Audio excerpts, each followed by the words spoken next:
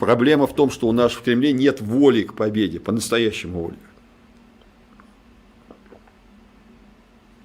В этом самая главная проблема. Все остальное прилагательное.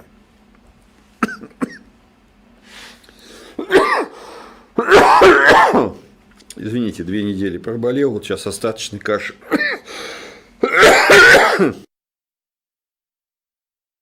Если продолжаться обстрелы городов России в приграничной зоне будут, не отгоним их хотя бы до Сумы, Чернигов включительно. В нашем тылу не будут, Сумы с Чернигова будут продолжаться. Полетит по Тюмени и даже по Москве. Ну, по Тюмени вряд ли.